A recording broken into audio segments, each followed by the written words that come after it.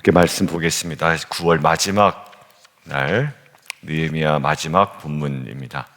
우리 13장 23절에서 31절까지 말씀입니다. 여러분들 개혁교회라는 말 들어보셨죠? 개혁교회, 개혁교단. 그 개혁교단의 그 기치가 있는데 이런 겁니다. 개혁된 교회는 뭐 해야 된다? 계속 개혁되어야 된다라는 거예요. 여러분들 종교개혁이 일어났죠? 종교개혁이 일어난 이후에 교회는 계속 그 순수성을 유지했나요? 그렇지 않습니다. 지금도 수많은 교회들이 개혁의 대성이라고 지탄을 받고 있고 또 스스로 개혁되어야 한다고 자정의 노력을 하고 있습니다. 한 번의 개혁으로 끝나지 않아요. 한 사람의 신앙의 모습만 봐도 그렇고 한 공동체를 봐도 그렇고 심지어 이 세상에서 가장 거룩해야 할 교회 공동체 안의 모습도 사실 동의를 합니다. 이 개혁은 끊임없이 우리 안에 지속되어야 되고 지금도 진행되어야 한다라는 것이 사실 성경 많은 곳에 증거로 나타나 있죠. 여러분들 하나님의 은혜를 경험했습니다. 누가요? 이스라엘 백성이. 어떤 사건으로요? 10가지 재앙 사건을 통해서. 이건 놀라운 일이거든요. 근데 그들이 또 어디에 빠집니까? 우상 숭배에 빠집니다. 이전에도 없었고 이후에도 없었던 솔로몬이 정말 은혜를 많이 입었죠. 오늘 본문에 나타나잖아요. 근데 오늘 본문에 한국어로 번역되지 않은 표현이 하나 있습니다. 그럼에도 불구하고, 심지어 그럼에도 불구하고, 그렇게 하나님의 사랑을 입은 솔로몬에도 불구하고 솔로몬이 어떻게 됐다? 타락했다라는 거예요. 자, 그런 의미에서 오늘 맨 23장 첫 절을 한번 좀 보겠습니다. 거기 보면 그때에 내가 또 본즉, 여러분 좀 앞으로 돌아가 볼까요? 15절 한번 보겠습니다. 15절, 어제 본문이죠. 그때에 내가 본즉 있습니다. 자, 15절과 23절이 유사 표현이죠. 그러니까 이것은 새로운 주제로 전환됨을 알리는 동시에 그 전개되는 사건들이 6절부터 22절의 사건들과 동일한 시기에 일어난 사건이다라는 것들을 우리에게 알려주고 있는 거예요.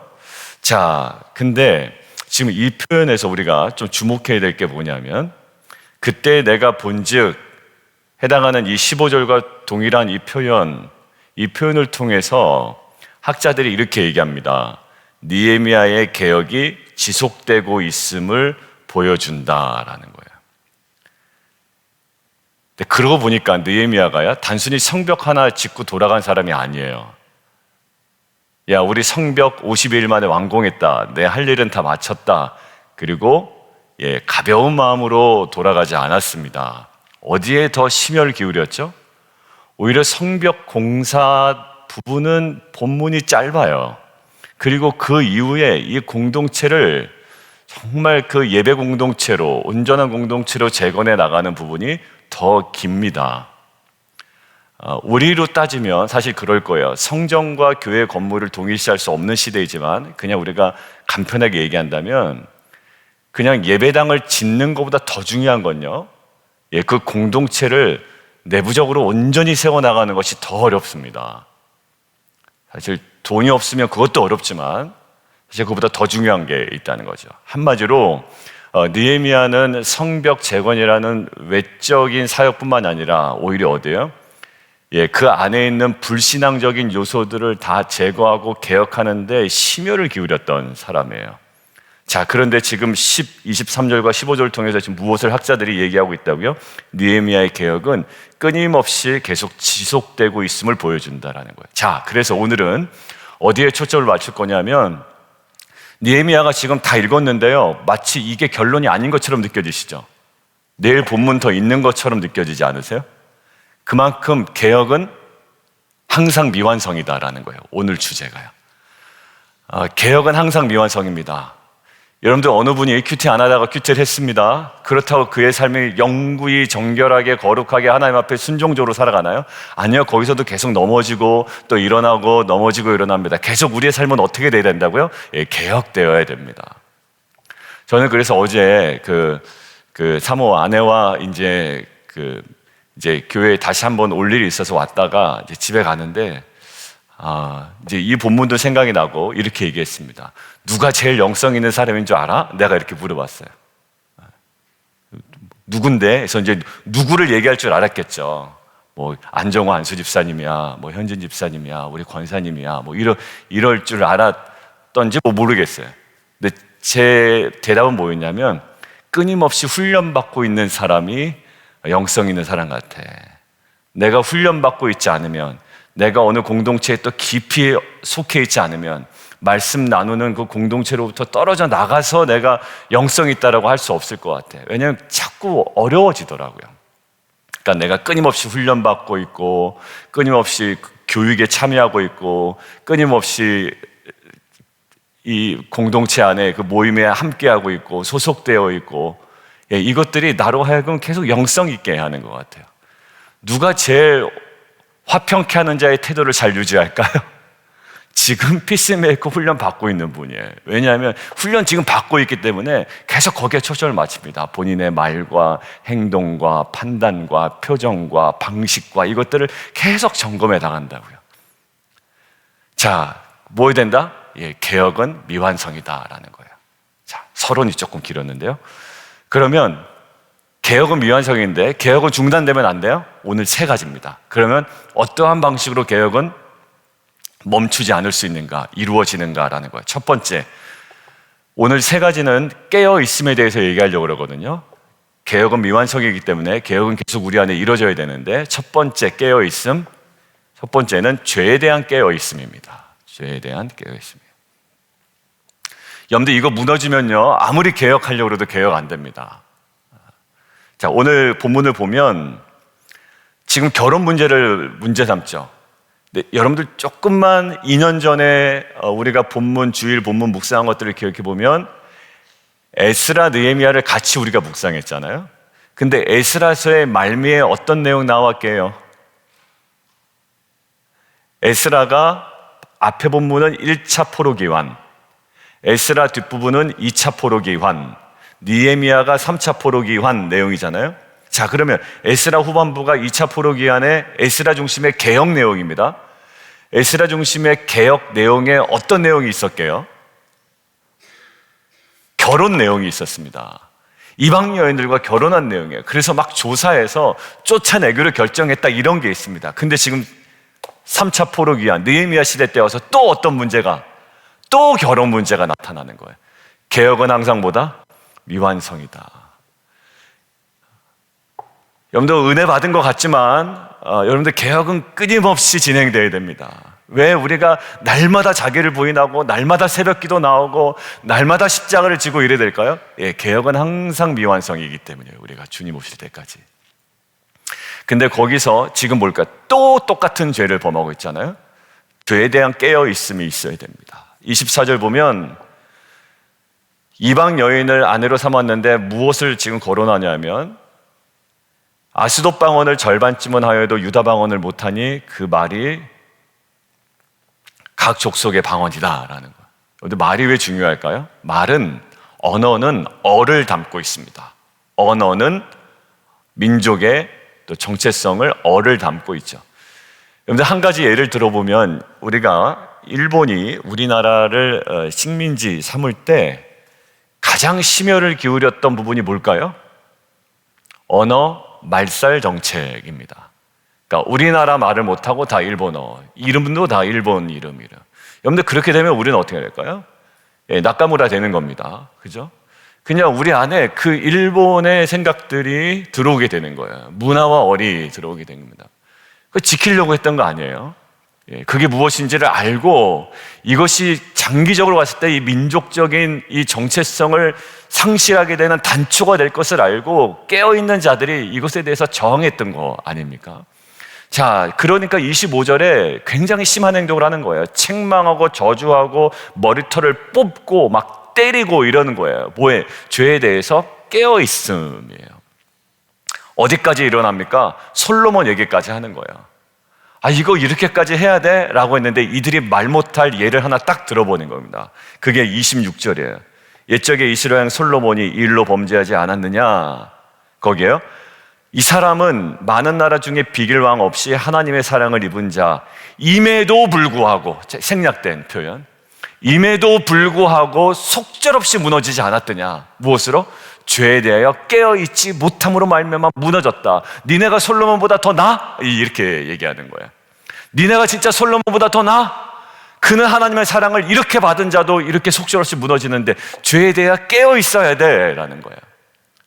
개혁은 미완성입니다.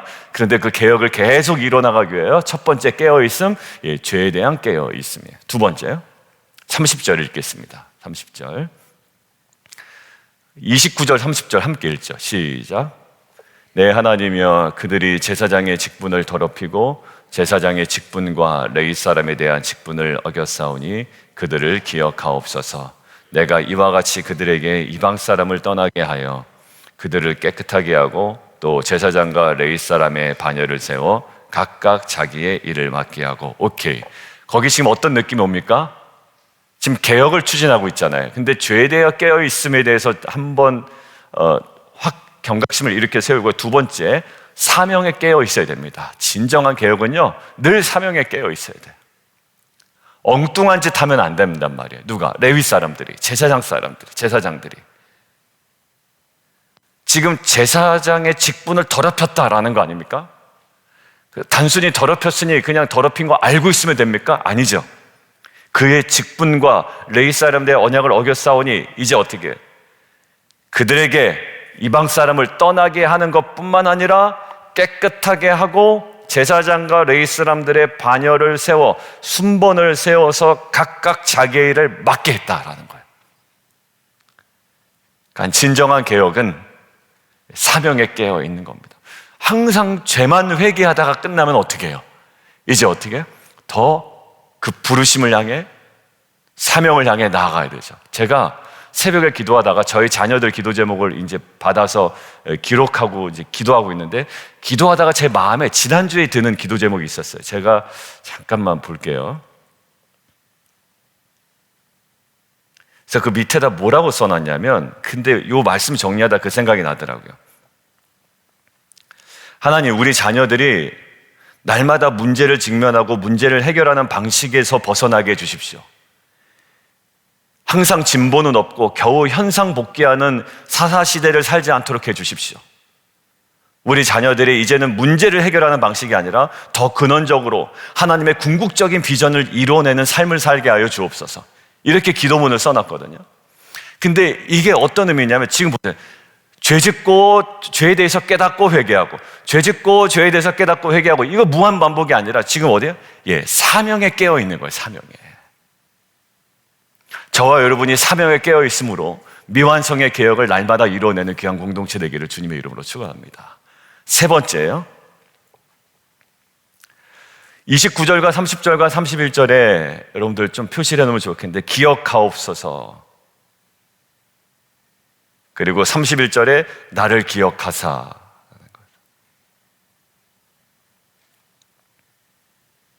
여기 복을 주옵소서라고 되어 있죠. 여러분들, 기억하사라는 것은 어떤 의미가 있냐면, 갑자기 개혁을 막 이뤄나가는데 뭐 해달라는 거예요? 기억해달라는 거예요.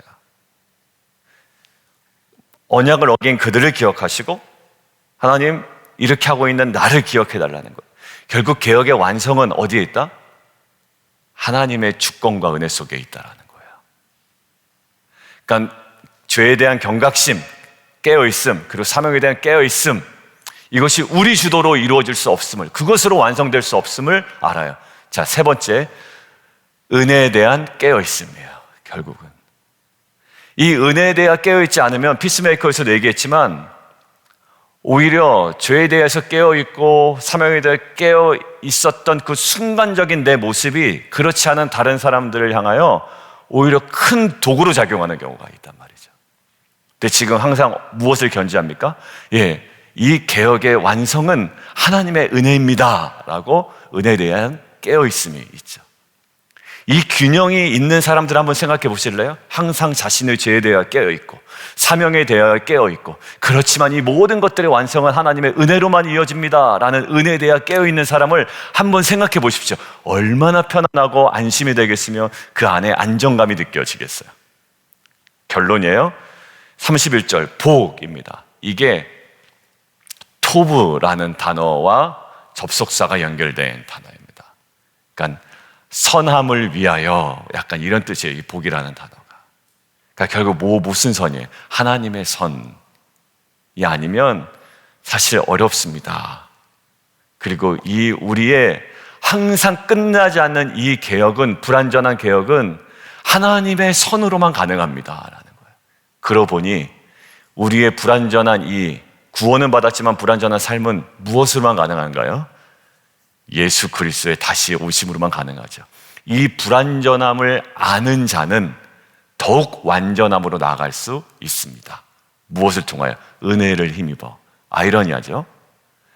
불완전함을 인정하는 자만이 은혜를 힘입어 온전함으로 조금씩 나아갈 수가 있습니다. 오늘 정리합니다. 메인 포인트가 뭐였죠?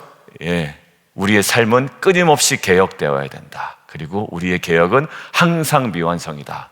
그래서 그 미완성을 이뤄나가기 위한 세 가지 깨어있음. 첫 번째, 죄에 대한 깨어있음, 사명에 대한 깨어있음, 은혜에 대한 깨어있음이었습니다. 이것들을 가지고 오늘도 미완성의 개혁을 이루어가고 또 우리의 남아있는 삶을 끊임없이 개혁해 나가는 저 여러분 되기를 주님의 이름으로 축원합니다. 우리 함께 기도하겠습니다. 우리 이 세 가지 가지고 하나님, 죄에 대한 깨어있음이 우리 안에 있게 하시고, 사명에 대한 깨어있음이 있게 하시고, 그렇지만 이 모든 것들이 하나님의 은혜로 완성됨을, 이 은혜에 대한 깨어있음이 우리 공동체 가운데 있게 하여 주셔서 오늘도 미완성인 개혁을 이루어내며 우리 남아있는 평생의 개혁이 끊이지 않는 성도와 교회 되게 하여 주옵소서. 우리 함께 기도하며 함께 나아가도록 하겠습니다. 기도하겠습니다.